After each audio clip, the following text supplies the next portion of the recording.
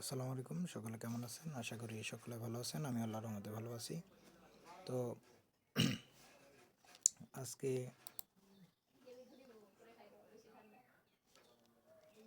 আজকে আমরা একটি লেকচার শুরু করতে যাচ্ছি। সেটা হলো গিয়ে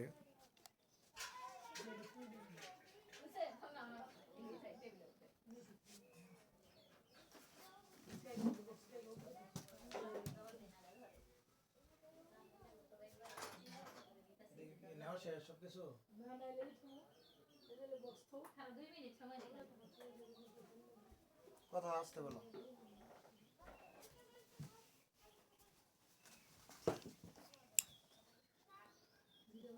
তো বিষয় হলো যে দশম নবম দশম শ্রেণীর নবম দশম শ্রেণীর প্রথম অধ্যায়, যার অধ্যায়টির নাম হলো জীবন পাঠ অধ্যায়টি পড়তে গেলে আমাদের ষষ্ঠ শ্রেণীর প্রথম অধ্যায় আমার একটু বুঝে আসতে হবে এবং সেই বেসিকগুলা কাজে লাগবে। তো আমরা সেই বিজ্ঞান বইয়ের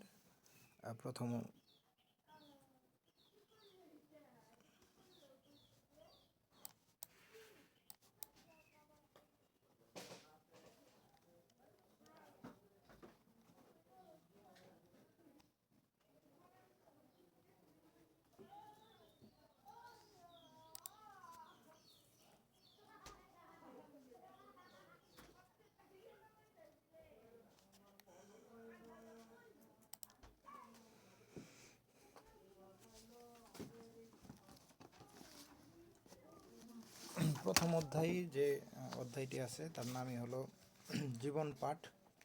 তো আসলে মূলত এটি হলো প্রাণীর শ্রেণীবিন্যাস সম্পর্কিত আলোচনা।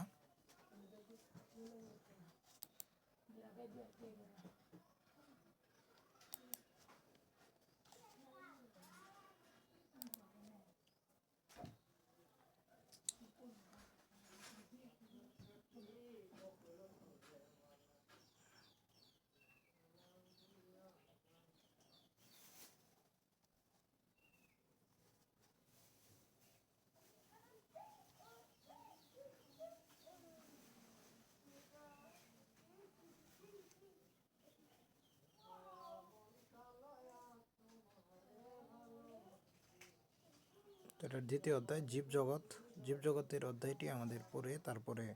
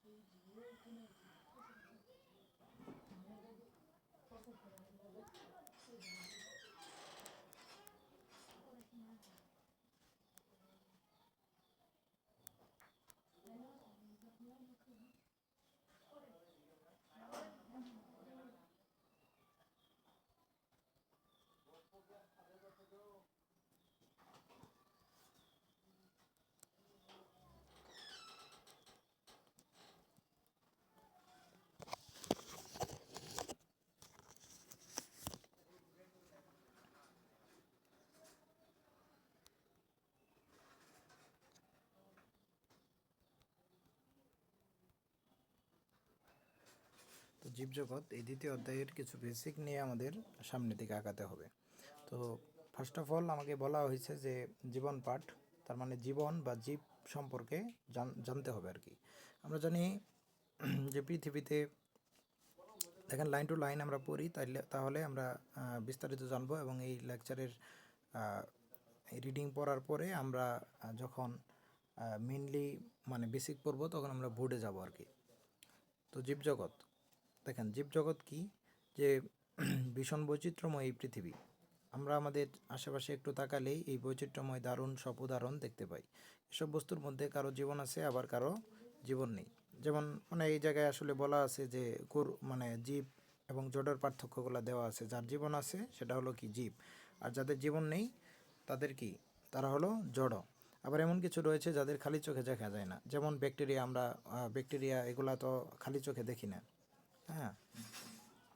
থেকে সব কিছু নিয়েই আমাদের আসলে কি জীবজগৎ, মানে ছোট বড় মাটি থেকে আমাদের এমন অনেকই আছে যে মাটির নিচেও অনেক পোকা আছে, তারপরে সাগরের নিচে এমন অতল গহ্বরে এমন কিছু প্রাণী আছে যেগুলো আমরা মানে ধারণার অতীত আর কি, মানে যেগুলো ধারণা করা যায় না। তো এরকম অনেক কিছু মিলেই নানান প্রকারের জীব নিয়ে আমাদের আসলে এই জীবজগৎ গঠিত। তার মানে এরকম মানে যার জীবন আছে এরকম অনেক প্রকার প্রাণী বা যাদের মধ্যে জীবন আছে কিন্তু এক্সিস্টেন্স আমরা দেখতে পারি না, তাদেরকে সবগুলাকে মিলিয়ে আমরা এই জীবজগৎ গঠিত। তারপরে এখন কোশ্চেন আসে যে জীব কি? যার জীবন আছে, কিছুক্ষণ আগে বললাম যার জীবন আছে তাকে জীব বলে। গাছপালা, গরু, মাছ, পোকামাকড়, ব্যাঙের ছাতা ইত্যাদি ব্যাকটেরিয়া। কিন্তু এবার প্রশ্ন আছে জীবন কাকে বলে? এই প্রশ্নের উত্তর এক কথায় দেওয়া সম্ভব নয়। জীবনকে সংজ্ঞায়িত করতে হলে জীবের বেশ কিছু বৈশিষ্ট্য কথা বলতে হয়। আচ্ছা, জীবন যদি বলি যে জীবন বা লাইফ এক্সিস্টেন্স কার ভিতরে আছে, যে কার ভিতরে জীবন আসলে এক্সিস্ট করে, সেটা জানতে হলে আমাদের আসলে এই জীব যেগুলো আছে তাদের বৈশিষ্ট্যগুলো জানতে হবে। আর এই বৈশিষ্ট্যগুলোর উপর ভিত্তি করে আমরা বলতে পারবো যে এই বস্তুটা হলো কি জীবন আছে বা নড়াচড়া করতে পারে, বা এই কিছু বৈশিষ্ট্য আছে যেমন নড়াচড়া করতে পারে, প্রজনন আছে, আর অনেকগুলো বৈশিষ্ট্য আছে যেগুলোর কারণে তার ভিতরে জীবন আছে। আর জড় পদার্থ তো আমরা জানি, যদি একটা কলম বা কলমের কথা বলি বা একটা ডাস্টারের কথা বলি, সেগুলোর মধ্যে জীবন নাই, কারণ সেগুলো হলো পদার্থ, সেগুলো মানে নিজের মানে প্রয়োজনে সেটা কোনো কাজ করতে পারে না, বা তার কোনো লাইফ এক্সিস্টেন্স নাই, বা তার ভিতরে কোনো জীবন নাই। তো সেই বৈশিষ্ট্যর কথাগুলো আমাদের, সেই বৈশিষ্ট্যগুলো এখন আমাদের জানতে হবে।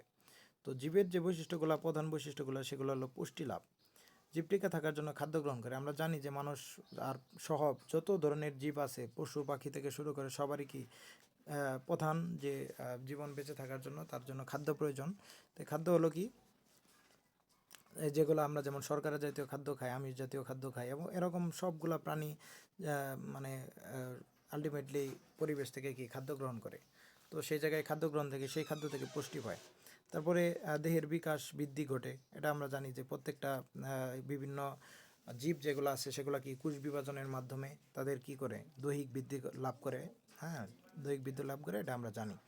তারপরে আমরা আসলে এই ক্লাসটা আসলে আপনাদের একটু মানে ধারণা নিয়ে যাচ্ছি, এগুলো আপনারা পড়ছেন হয়তো ক্লাস 6-এর দিকে, কিন্তু তারপরেও একটু মানে এই মানে আমি একটু লোয়ার লেভেল থেকে আসলে ডেভেলপমেন্ট করতেছি, বা আস্তে আস্তে উপরের দিকে যাচ্ছি আর কি। তারপর শক্তি রূপান্তর, যেমন প্রাণী দিয়ে শক্তি উৎপন্ন হয়, সে বিভিন্ন কাজে লাগে। যেমন উদ্ভিদের ক্ষেত্রেও কি যে শক্তিধর, যেমন শ্বসনের মাধ্যমে উদ্ভিদ বা প্রাণী উভয় কি শক্তি আপনারা জানেন যে চতুর্থ অধ্যায় শ্বসন, সালোকসংশ্লেষণ সংশ্লেষণ যখন পড়বেন তখন সেই জায়গা থেকে শ্বসনের টপিক্স থেকে আপনার বুঝতে মানে এসএসসি আর কি, এসএসসি চতুর্থ অধ্যায় জীবনী শক্তি অধ্যায়ে আর কি শ্বসন অধ্যায়ে শ্বসনটা পড়ানো আছে। শ্বসন থেকে জানেন আপনারা যে কি তৈরি হয়, কার্বন ডাইঅক্সাইড সরি অক্সিজেন আর গ্লুকোজ বিক্রিয়া করে শক্তি তৈরি করে। হ্যাঁ, সেই শক্তি আসলে আমাদের সেই শক্তি আমাদের বিভিন্ন জৈবিক কার্যাবলী, জৈবিক যে মানে বিভিন্ন দৈহিক বৃদ্ধি থেকে শুরু করে যতগুলো আমাদের কাজ আছে, বা আমরা যে পরিশ্রম করি সেই কাজে লাগে আর কি। তারপর প্রজনন, আমরা জানি যে জীবের অনেক প্রজনন ঘটায়। সেটা হলো কি বংশবিস্তার ঘটে, সেটা হলো কি মায়োসিস বা মিওসিস, কোষ বিভাজনের মাধ্যমে বংশ বিস্তার ঘটে আর কি। তো সেটাও প্রজননও কি একটা জীবের বৈশিষ্ট্য। তারপর পরিবেশের প্রতি প্রতিক্রিয়া, বাহ্যিক পরিবর্তনের প্রতি প্রতিক্রিয়া প্রদান করে। যেমন আপনি একটা উদাহরণ যদি বলা যায়, যেমন এই যে একটা উদাহরণ দিচ্ছে, যেমন গাছ, অন্ধকার পরিবেশে জন্মানো গাছ আলোর প্রতি একটা একটা মানে আকর্ষণ, বা আলোর প্রতি একটা মানে একটা দেখায় আর কি, আলো পাওয়ার দিকে দ্রুত বৃদ্ধি পায়। যেমন এই আমরা ছোটোবেলা পড়ছি যে একটা জানালার কাছে যদি অন্ধকার ঘর থেকে হুট করে মানে জানলার পাশে রাখা হয় গাছকে, মানে গাছ যদি রাখা হয়, সে মানে অন্ধকার ঘরের ভিতরে একটা জানালার পাশে যে গাছ রাখা হয় সেই গাছটা কি একটু হেলে যায়, মানে আলোর দিকে একটু হেলে যায়, সেটা আমরা পড়ছি আর কি। বা আমরা যদি একটু উদাহরণ মানে বলি আর কি, যদি আমরা এসির ভিতরে থাকি তো তখন আমাদের কি অনেক কি ঠান্ডার ভিতরে থাকি, হুট করে আমরা যদি গরমের ভিতরে আসি বা এসি থেকে বের হই তখন আমাদের গরম অনুভূত হয় একটু, মানে মানে থেকে বের হইলে, এসি থেকে বের হলে একটু খারাপ লাগে। তারপরে আসলে পরিবেশের উপর প্রতিক্রিয়া মানে দেখিয়ে বা পরিবেশের সাথে খাপ খেয়ে হয়ে যায়, মানে স্টেবল হয়ে যায়। ধরো চাপাই দিও একটু। তারপরে অভিযোজন, অভিযোজন কি মানে আমরা জানি যে অভিযোজন হলো কি মানে ক্ষমতা আর কি। ক্ষমতা কি যে মানে পরিবেশের সাথে খাপ খাইয়ে নেওয়ার যে ক্ষমতাটা, সেটা আমাদের অভিযোজন ক্ষমতা আর কি, বা অভিযোজন। যেমন মরুভূমিতে জন্মানো অধিকাংশ গাছের কাণ্ড রসালো ও পাতাসমূহ কাটায় রূপান্তরিত হয়। এই রূপান্তর গাছকে পানি সাশ্রয় করে রাখে দীর্ঘ। যেমন এই অভিযোজন ক্ষমতা বলতে যেরকম বলা যায়, যেমন উট মরুভূমিতে থাকতে পারে কিন্তু আমরা কেন থাকতে পারি না, এই কোশ্চেন যদি করেন, কারণ উট হলো পানি সঞ্চয় করে রাখতে পারে, যার কারণে উট সেই মরুভূমিতে তার এক্সিস্টেন্স আছে, বা সেই জায়গায় মরুভূমিতে থাকতে পারে কিন্তু আমরা থাকতে পারি না। তো এটা অভিযোজন আছে আর কি। এখন এই যে মানে মূলত এইটুক পড়ার পরে আমরা আসলে জীব সম্পর্কে জানলাম। হ্যাঁ, মানে জীব আসলে কি, হ্যাঁ, জীব কাকে বলে? যার মধ্যে জীবন আছে তাকে কি বলে? জীব বলে। এবং যার ভিতরে জীবন নাই তাকে কি বলে? জড় বলে। এবং জীব কেন তাকে জীব বলা হয়েছে? কারণ এই বৈশিষ্ট্যগুলো, অভিযোজন, তারপরে আপনার প্রজনন, তারপরে আপনার খাদ্য মানে পুষ্টি গ্রহণ, দেহের দৈহিক বৃদ্ধি ইত্যাদির কারণে যে বৈশিষ্ট্যগুলো আছে, যে বৈশিষ্ট্যগুলো একটা মানে যে যার মধ্যে এই বৈশিষ্ট্যগুলো বিদ্যমান আছে সেটাই কি? জীব। আর জড় কি? যার মধ্যে এই বৈশিষ্ট্যগুলো নেই সেটাই কি? জড়। এখন এই যে জীবগুলো আছে, জীবগুলোকে বিভিন্নভাবে শ্রেণীবিন্যাস করা হয়েছে, বা এই যে বিজ্ঞানীদের মতে যে প্রায় 87 লক্ষ ভিন্ন ভিন্ন রকমের জীব রয়েছে। এই জীবগুলো আসলে এক একটা জীবের এক এক রকম নাম এবং এক এক রকম বৈশিষ্ট্য। সেটাই বৈশিষ্ট্যের কারণে আসলে জীবকে আসলে ক্লাসিফিকেশন করা বা করা উচিত। কারণ যেমন যদি বলা যায়, যেমন আমাদের যেমন হিন্দু ধর্মে অনেকে জানেন যে বিভিন্ন গোত্র এরকম, মানে আসলে আইডেন্টিফিকেশন আর কি। যেমন আমাদের বংশ, অনেকের বংশ শেখ পরিবার, তারপরে এই পরিবার, এরকম মানে আইডেন্টিফিকেশন বা পরিচয় থাকে। হ্যাঁ, মানুষের এরকম অনেক ধরনের পরিচয় থাকে। তো সেই পরিচয়গুলা বা তার বৈশিষ্ট্য অনুযায়ী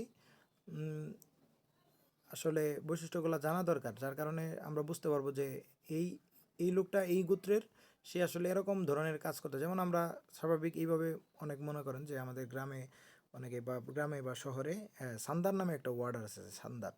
তো এই বিষয় হলো যে তাদের নাম আসলে এরকম, এদের মানে মানে আপনার নামটা শুনেই বুঝতে পারবেন যে এদের বৈশিষ্ট্যটা এরকম হতে পারে আর কি। বা যদি বলেন একটু মেথর, হ্যাঁ, তাদের কার্যকলাপ আপনি মেথর নাম শুনেই বুঝতে পারবেন যে এদের প্রায় বেশিরভাগই মানে অনেক মেথর আছে ভালো হইতে পারে, হ্যাঁ, মানে মন মানসিকতার দিকে ভালো হতে পারে, কিন্তু তাদের সকলের কিন্তু কাজ কিন্তু সেম।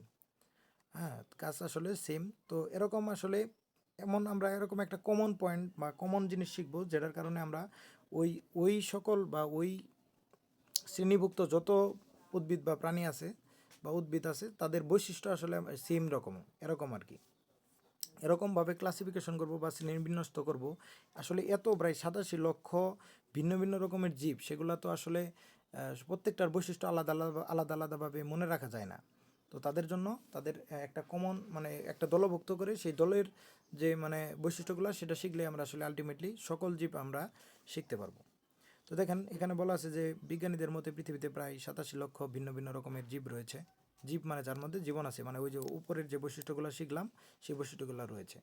এখন বৈচিত্র্যময় এই জীবগুলোকে সহজভাবে জানার জন্য বিজ্ঞানীগণ, সহজভাবে জানার জন্য এই যে জীবগুলোকে কি সহজভাবে জানার জন্য, তার মানে আইডেন্টিফিকেশন বা তাদের কি আইডেন্টিফিকেশন বা তাদের বৈশিষ্ট্য সম্পর্কে জানার জন্য বিজ্ঞানীগণ পৃথিবীর সমস্ত জীবকে তার বৈশিষ্ট্যের উপর ভিত্তি করে শ্রেণীভিন্ন বৈশিষ্ট্যের উপর, এই যে আমি আবার বললাম, ওই ঠিক সেমভাবে আপনি যদি একটা কোনো সাপোজ একটা মানুষের বৈশিষ্ট্য সম্পর্কে জানেন, এই যে কিছুক্ষণ আগে বললাম যে সান্দার বা মেথড টাইপের যে লোকগুলা, বা যদি একটু উঁচু সম্ভ্রান্ত শ্রেণীর যে লোকগুলো আছে সেগুলোর বৈশিষ্ট্য যদি জানতে চান, তখন তাদের মধ্যে বৈশিষ্ট্য জানবেন যে একটা যদি গেরস্থ লোক হয় তার একটা বৈশিষ্ট্য থাকবে, আর যে সান্দার বা বা নিচু শ্রেণী আর কি মেথর, এদের বৈশিষ্ট্যগুলো অন্য, বা তাদের নাম থেকে আপনি বুঝতে পারবেন যে তাদের কাজ এবং তাদের বৈশিষ্ট্যগুলো ডেফিনেশন করতে পারবেন বা আইডেন্টিফিকেশন করতে পারবেন। ঠিক সেমভাবে এই এরকম জীবগুলো আছে, যে অনেকগুলো জীব আছে তাদের বৈশিষ্ট্যের উপর ভিত্তি করে যে শ্রেণীবিন্যাস মানে শ্রেণীকরণ করা হয়েছে আর কি, শ্রেণীকরণ করার চেষ্টা করেছেন। তো 1969 সালে বিজ্ঞানী হুইটেকার পঞ্চরাজ্যের শ্রেণীবিন্যাস প্রবর্তন করেন। আচ্ছা, এটা হলো হুইটেকার করছে কত? 1969-এ। এখন 1969-এর করার পরে 1947 সালে খ্রিস্টাব্দে বিজ্ঞানী মার্গিউলিস উক্ত শ্রেণীবিন্যাসকে পুনর্বিন্যাস করে জীবজগতের আধুনিক শ্রেণীবিন্যাস প্রবর্তন করেন। আচ্ছা, এই যে পাঁচটা বিজ্ঞানী যে হুইটেকার যে পাঁচটা পঞ্চরাজ্যের যে শ্রেণীবিন্যাস করেছিলেন, সেটা আসলে এই যে মানে আধুনিক যে শ্রেণীবিন্যাস, এই যে মার্গিউলিস সেটাকে মানে সেটার ভিতরেই থাকে সেই শ্রেণীবিন্যাসটা, হুইটাকের শ্রেণীবিন্যাসটা। যার কারণে 1974 সালে সে আসলে আধুনিক শ্রেণীবিন্যাস দেয়, যার কারণে মানে আসলে মানে তার নামটা এই যে মার্গুলিসের যে শ্রেণীবিন্যাস সেটাকে কি আধুনিক শ্রেণীবিন্যাস বলা হয়েছে আর কি। দেখেন এই যে যে জীবজগৎ আছে, এই জীবজগৎকে আসলে কোষের উপর ভিত্তি করে জীবজগৎকে আসলে দুই ভাগে ভাগ করে, একটা হলো আদি কোষ জীব আর একটা হলো প্রকৃত কোষ জীব। এখন আদি কোষ কি, প্রকৃত কোষ, এই আদি কোষ প্রকৃত কোষ জানার জন্য আপনাদের দ্বিতীয় অধ্যায় কোষ কোষ বা জীবকোষ ও টিস্যু, জীবকোষ ও টিস্যু, সেই জীবকোষ ও টিস্যু অধ্যায়ে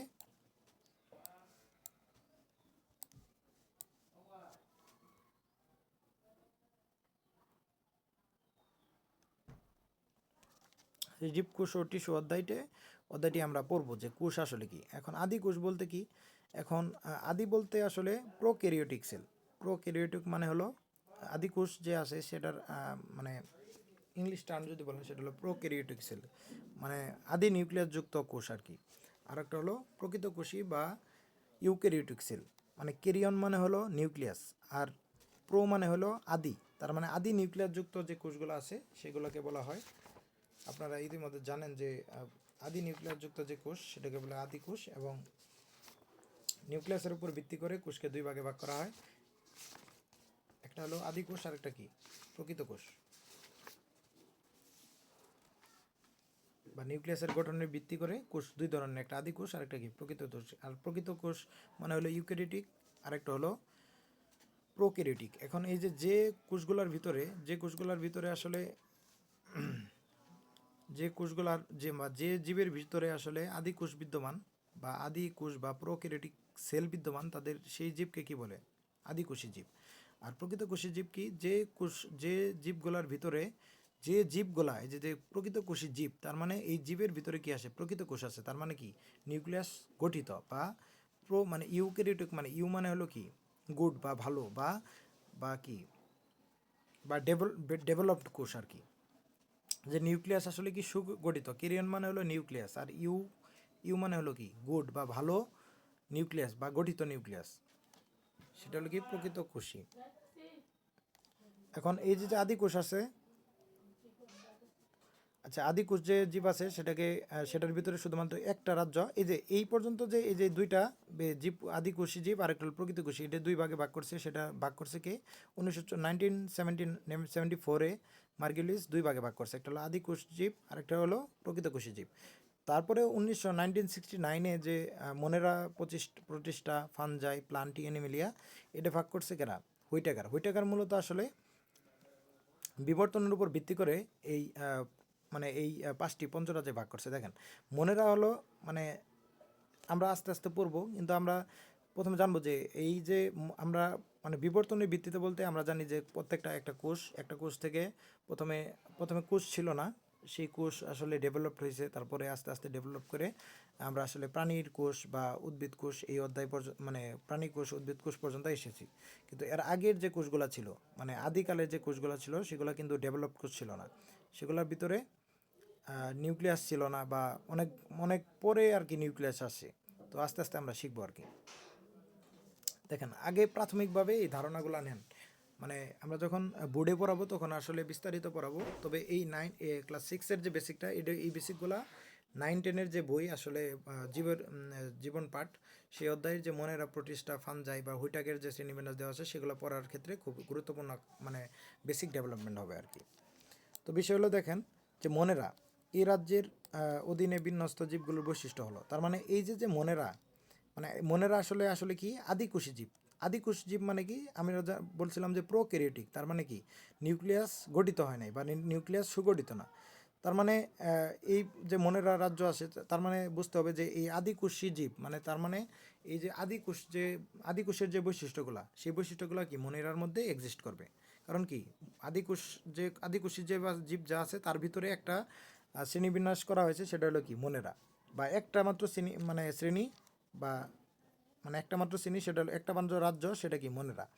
এখন এই রাজ্যের অধীনে বৈশিষ্ট্যগুলো আমরা দেখি যে জীবটি কি এককোষী, তার মানে এককোষী মানে কি মানে শুধুমাত্র একটা কোষ, এবং এদের কি সুগঠিত নিউক্লিয়াস থাকে না। আমি বলছিলাম যে প্রোক্যারিওটিক মানে কি আদি নিউক্লিয়াস বা মানে হলো আদি, আর কেরিয়ন মানে নিউক্লিয়াস, বা হলো তার মানে কি আদি নিউক্লিয়াস যুক্ত জীব। তার মানে তার নিউক্লিয়াসটা কি, মানে সেই কোষটা যে আছে, আমরা কোষ তো জানি, কোষের ভিতরে কেন্দ্রে থাকে নিউক্লিয়াস, তারপরে কেন্দ্রে থাকে নিউক্লিয়াস, তারপরে তার আরও এন্ডোপ্লাজম, রেটিকুলাম, সাইটোপ্লাজম এগুলো থাকে, কিন্তু ইনো বলছে যে নিউক্লিয়াস থাকে না। তার মানে এই আদি কোষের জীবের বৈশিষ্ট্য হলো কি, কেন্দ্রে নিউক্লিয়াস থাকে না। তার মানে মনের আরও বৈশিষ্ট্য কি, যে কেন্দ্রে নিউক্লিয়াস, সুগঠিত নিউক্লিয়াস থাকে না। এরা খুবই ক্ষুদ্র এবং অনুবীক্ষণ যন্ত্র ছাড়া এদের দেখা যায় না। যেমন bacteria, cyanobacteria, spirogyra. Bacteria, cyanobacteria, spirogyra, এই তিনটা উদাহরণ মনে রাখেন, ব্যাকটেরিয়া, সায়ানোব্যাকটেরিয়া, আরেকটা। আর সায়ানোব্যাকটেরিয়া মানে কি, নীলাভ সবুজ শৈবাল, কি নীলাভ সবুজ শৈবাল, নীলাভ সবুজ শৈবাল। তারপর কি স্পাইরোগাইরা। তারপরে দেখেন আস্তে আস্তে আসলে বিবর্তনের ভিত্তিতে হুইটেকারের এইটা হলো আস্তে আস্তে ডেভেলপমেন্ট হইতেছে, দেখবেন যে দ্বিতীয় যে রাজ্য টু, সেটা হলো কি প্রোটিস্টা। সেটা কি আসলে আমরা দেখলাম যে প্রোটিস্টা রাজ্যটি আসলে প্রাককেন্দ্রিক বা প্রকৃত কোষ, প্রাককেন্দ্রিক না, সুকেন্দ্রিক, আসলে সুকেন্দ্রিক বা প্রকৃতকোষিক, বা যাকে আমরা বললাম ইউক্যারিওটিক সেল সেল নির্মিত জীব, সেগুলো হলো কি রাজ্য টুতে প্রোটিস্টা আছে। এখন প্রোটিস্টা প্রকৃত কোষ হলেও কিন্তু তার মধ্যেও আসলে মানে প্রকৃত কোষ হলেও বা প্রকৃত কোষী জীব হলেও তার মধ্যে আসলে এত কিছু ডেভেলপমেন্ট করে না। সাধারণত যে আমাদের যে প্রাণী কোষ আছে তাদের মধ্যে কি নিউক্লিয়াস থাকে, মাইটোকন্ড্রিয়া থাকে, তারপর এন্ডোপ্লাজম, রেটিকুলাম থাকে, গোলগি বডি থাকে, তারপরে রাইবোসোম থাকে, এরকম অনেক কিছু থাকে। কিন্তু প্রোটিস্টাতে আসলে এত কিছু ডেভেলপমেন্ট করবে না, হালকা কিছু ডেভেলপমেন্ট করবে। যেমন দেখেন এর অধীনে জীবকে বিন্যস্ত করা হয়, মানে বিন্যস্ত করা হয় যাদের কোষ কি সুগঠিত নিউক্লিয়াস যুক্ত। আচ্ছা বুঝলাম, সুগঠিত নিউক্লিয়াস যুক্ত। এরা এককোষী বা বহুকোষী, বা এরা এককোষীও থাকতে পারে, বহুকোষী থাকতে পারে। এরা কি ক্লোরোফিল যুক্ত। দেখেন ক্লোরোফিল যুক্ত প্রোটিস্টাতে ক্লোরোফিল থাকে, কিন্তু এই ক্লোরোফিলটা আমরা জানি যে এই উদ্ভিদ যে কোষটা আছে, উদ্ভিদ কোষের ভিতরে আসলে মূলত কী থাকে, উদ্ভিদ কোষের ভিতরে প্লাস্টিড থাকে। সেই প্লাস্টিডের ভিতরে কী থাকে, গ্রানা থাকে, তারপরে তার ভিতরে কি থাকে, গ্রানাম থাকে, গ্রানার ভিতরে কি, গ্রানামের ভিতরে কি থাকে,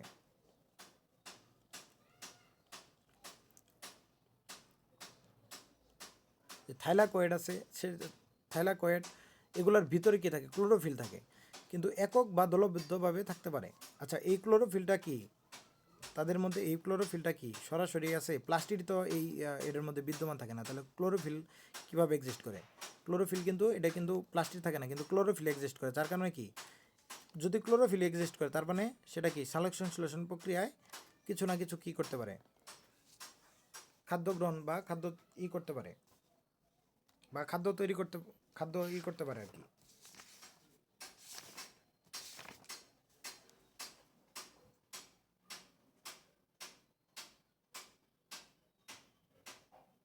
বা ছোট এদের কি শ্বসন বা কি খাদ্য, মানে এক কথায় ক্লোরোফিল যেহেতু আছে তার মানে কি তারা সংশ্লেষণ পদ্ধতিতে খাদ্য গ্রহণ করতে পারে বা খাদ্য তৈরি করতে পারে। এদের উদাহরণ কি ইউগ্লিয়ানা আর কি এমিবা। যেমন আমরা বিভিন্ন রোগ জানি যে এমিবয়েড, যে বিভিন্ন রোগ আমরা সামনে পড়ব, এই এমিবয়েড রোগ, তারপর এগুলা কি এমিবা কর্তৃক হয় আর কি। তারপর 3 নাম্বারটা কি ফানজাই, এদের দেহে সুগঠিত নিউক্লিয়াস। আমরা জানি যে সেটা কি আদিকোষী প্রকৃতকোষী জীবের মধ্যে আন্ডারে পড়ে, বা রাজ্যের প্রকৃতকোষী জীবের রাজ্য তিনের ভিতরে।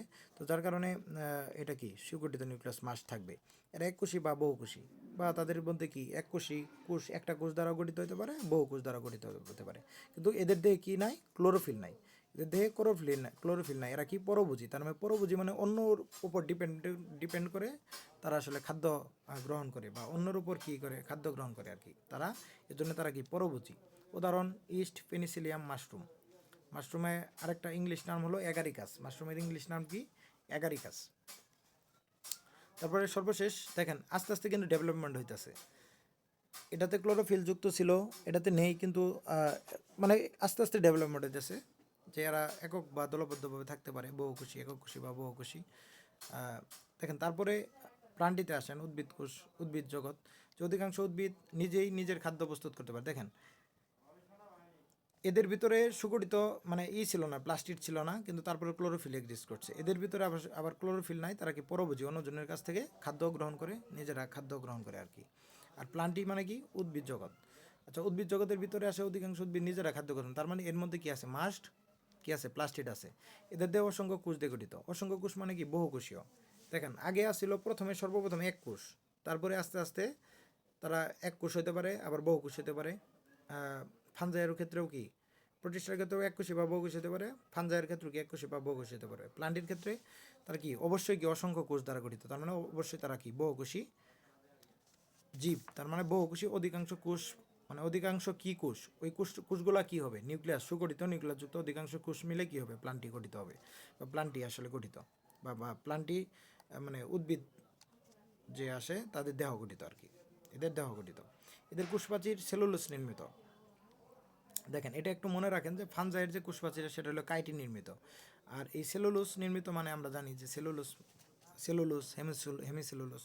কোষপ্রাচীর মানে কি, এই এদের ভিতরে এই যে ফানজাই যেগুলো আছে, ফানজাই এদের যে আসলে মানে চারদিকে যে একটা আবরণ থাকে সেটা কি কাইটিন নির্মিত, বা কোষপ্রাচীর কি কাইটিন নির্মিত, কিন্তু এদের কোষপ্রাচীর হলো সেলুলোস নির্মিত। তার মানে এই যে কোষপ্রাচীর থাকার কারণ কি, কারণ হলো উদ্ভিদ যে কোষ আছে, উদ্ভিদের কোষগুলো আসলে বিভিন্ন সময় বিভিন্ন ঝড় তারপরে ইয়ের কারণে তাদের বাইরের শেলটা বা কোষের বাইরেটা একটু শক্ত আবরণ থাকতে হয়, কারণ তাদের উপর যে অনেক কি ঝড়, তারপরে এরা কি এরকম প্রতিকূলতার ভিতরে পড়ে, যার কারণে তাদের কি কোষপ্রাচীর আছে। কিন্তু প্রাণী কোষে কিন্তু আবার কোষপ্রাচীর নেই।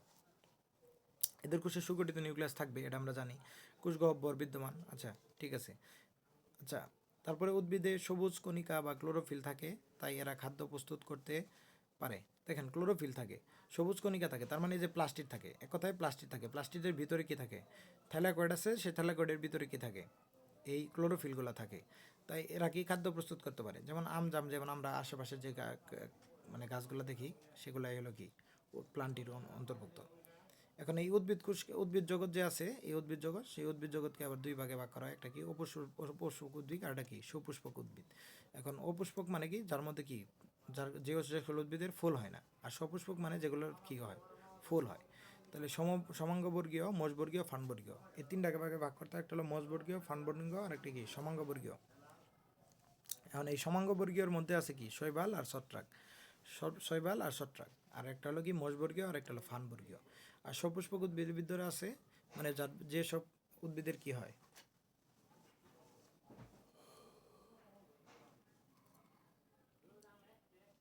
যেসব উদ্ভিদের ফুল থাকে,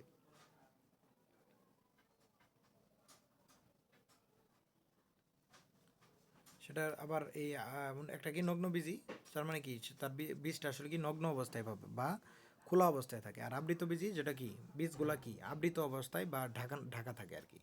আর এক বীজপত্রী, আবৃতবীজিকে আবার এক বীজপত্রী বলে, আর দ্বিবীজপত্রী বলে। মানে এইটাকে দুই ভাগে ভাগ করা হয়, একটা একবীজপত্রী আর একটা হলো কি দ্বিবীজপত্রী। এখন দেখেন এখানে বলা আছে অপুষ্পক উদ্ভিদ কি, যেসব উদ্ভিদে ফুল, ফল ও বীজ উৎপন্ন হয় না তাদেরকে অপুষ্পক উদ্ভিদ। তার মানে ফুল অবশ্যই থাকবে না, আর ফুল না থাকলে কি হবে, ফুল না থাকলে পরাগায়ন হবে না, তারপরে ফল হবে না, ফল না হলে কি হবে না, ফলের ভিতরে থাকে বীজ, বীজ হবে না, এটা তো মাস্ট হবে না। আর যেমন মশ ফার্ন, তাহলে কি মশ আর ফার্ন হলো কি, এরা হলো অপুষ্পক উদ্ভিদ। এরা স্পোর বা রেণুর মাধ্যমে বংশবৃদ্ধি ঘটে। তার মানে স্পোর মানে কি, স্পোর মানে হলো যে মানে অযৌন জনন মাধ্যমে যেভাবে আপনারা এটা জানেন যে সামনে পড়বেন প্রজনন অধ্যায়, জীবের প্রজনন, সে জীবের প্রজনন অধ্যায়ে বিস্তারিত বুঝতে পারবেন যে আসলে স্পোরটা কি। তারপরে অপুষ্পক উদ্ভিদকে তিন ভাগে ভাগ করা হয়েছে, যেমন সমাঙ্গবর্গীয়, মূল কাণ্ড ও পাতায় বিভক্ত করা যায় না। এদের ক্লোরোফিল আছে, ফলে এরা কি নিজের খাদ্য নিজে তৈরি করতে পারে। স্পাইরোগাইরা, এরা কি দেহের ক্লোরোফিল নেই, এদের দেহে কি, যাদের দেহে কি ক্লোরোফিল নেই, ফলে নিজের খাদ্য, আর যাদের দেহে ক্লোরোফিল নেই তারা নিজের খাদ্য তৈরি করতে তারা তারা কি ছত্রাক। তার মানে সমঙ্গবর্গকে দুই ভাগে ভাগ করা হয়, একটা হলো কি শৈবাল আর ছত্রাক। যাদের ভিতরে শৈবাল, যাদের ভিতরে কি আছে, শৈবালের ভিতরে ক্লোরোফিল আছে, আর ছত্রাক যারা তাদের ভিতরে কি নাই, ক্লোরোফিল নাই, যার কারণে তারা কি করতে পারে না। যেমন ছত্রাক, তারা যেমন এগারিকাস হলো কি, এই হলো একটা এগারিকাস মানে কি মাশরুমের এই যে নিচে এরকম থাকে, এই যে মাটির নিচে আর কি এরকমই থাকে, যাকে বলে মাইসেলিয়াম, সেটা হলো কি মূল দেহ। আর ওই যে উপরের যে এই যে এরকম আছে সেটা হলো কি কি জনাঙ্গ আর কি। তো আসলে মূলত এটাই মানুষ খায় আর কি। আর এই যে স্পাইরোগেরা, সেটা হলো কি স্পাইরোগেরা, স্পাইরো হলো কি শৈবাল, যারা কি করে, তাদের ভিতরে কি আছে, ক্লোরোফিল আছে। তার মানে এরা নিজের খাদ্য নিজে নিজে তৈরি করতে পারে, কিন্তু এই এরা এগারিকাস এরা কি নিজের খাদ্য নিজে তৈরি করতে পারে না, যার কারণে এরা কি পরভোজী। তারপরে মশবর্গীয় উদ্ভিদ, এদের দেহ মশবর্গীয় কি, এদের দেহ কাণ্ড ও পাতায় বিভক্ত করা যায়। কি কাণ্ড ও পাতায় বিভক্ত করা যায়, কিন্তু এদের মূল নেই। তার মানে কাণ্ড আর পাতা আছে, কিন্তু এদের মূল নেই। মূল কি মাটির নিচে থাকে, মূলের পরিবর্তে কি থাকে, রাইজোয়েড থাকে। রাইজোয়েড কি ওই মানে মানে কেমনে বলবো আর কি, ওই মানে এরকম আর কি, মানে মানে একটা মানে মনে করেন যে একটা ইয়ের মতো আর কি, তুললে পরে নিচের দিকে একটা মানে ইয়ের মতো আকারে থাকে একটা মূল, মানে অন্যরকম মূল আর কি, যেটা কি শক্ত মূল না, বা মানে শক্ততর কোনো মানে নরম আকৃতির কোনো মূল আর কি, এরকম আর কি। তারপর সাধারণত এরা পুরনো ভেজা দেয়ালে কার্পেটের মতো নরম আস্তরণে জন্মায়, যেমন ব্রায়াম।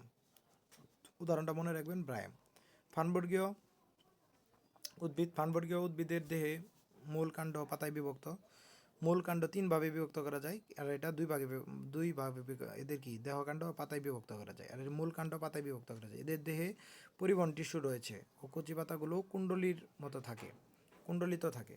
কচি পাতাগুলো কুণ্ডলিত থাকে বাড়ির আশেপাশে স্বেচ্ছাতে ছায়াযুক্ত স্থানে এবং পুরনো দালানের প্রাচীরে এদের জন্মাতে দেখা যায়, যেমন টেরিস। এটা ইন্টারমিডিয়েটে উঠে পড়বেন যে একটা মশবর্গীয় উদ্ভিদ আর একটা কি ফানবর্গীয় উদ্ভিদ। এটা আসলে আমাদের গ্রামের যেটা বলে আসলে সেটা হলো কি ঢেকি শাক, এটা আসলে ফানবর্গীয় ঢেকি শাক। তাহলে মশবর্গীয় ফানবর্গীয় আমরা পড়লাম। তারপরে কি সপুষ্পক উদ্ভিদ, যেসব উদ্ভিদে ফুল উৎপন্ন হয় তাদের কি সব, আর ফুল উৎপন্ন হলে ফল উৎপন্ন হবে, ফল উৎপন্ন হলে কি হবে, বীজ থাকবে।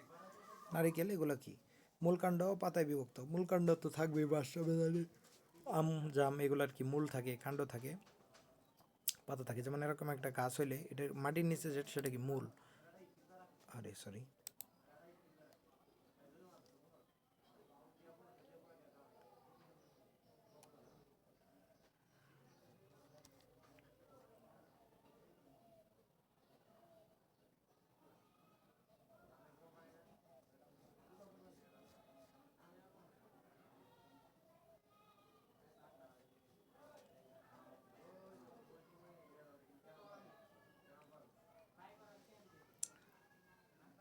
আসলে আমরা এখন বর্তমানে কিসের ভিতরে আছি, মানে উদ্ভিদ জগতের মধ্যেই আছি আর কি, বা প্লান্টি যে রাজ্যটা ছিল সেটার ভিতরে আছি।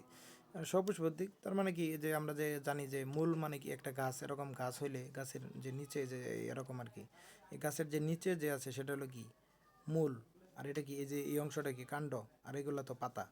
হ্যাঁ, মূল কাণ্ড পাতায় বিভক্ত করা যায়, সেটা হলো কি সপুষ্পক উদ্ভিদ। এখন ফুলের মাধ্যমে পরাগায়নের মাধ্যমে এদিকে বংশ বিস্তার করে, এটা আমরা জানি। জীবের যে প্রজনন অধ্যায় বা উদ্ভিদের যে প্রজনন অধ্যায়, আমরা এসএসসি যে কত অধ্যায় এটা, সেটা হলো আপনার জীবের প্রজনন অধ্যায় আর কি। উদ্ভিদের প্রজনন যে অধ্যায় বিষয়টা সেটা আমরা পড়ব একাদশ অধ্যায়ে। আর জীবের প্রজনন অধ্যায়ে আমরা বিস্তারিত জানবো যে পরাগায়নের মাধ্যমে কিভাবে বংশবিদ্যার বিস্তার ঘটে। জীবের আবরণের উপর নির্ভর করে সপুষ্পক উদ্ভিদকে আবার নগ্নভোজী আবরণ, বীজ যে ফুল যে হলো, ফুল থেকে কী হলো, ফল হলো, ফলের ভিতরে কী থাকে, বীজ থাকে। মানে এই বীজেরকে যে মানে যদি নগ্ন অবস্থায় থাকে, হ্যাঁ, বীজ যদি কি ফুলের ভিতরে নগ্ন অবস্থায় থাকে সেটা হলো কি নগ্ন বীজি। এবং আবৃত বীজি কি যদি কি আবৃত অবস্থায় থাকে,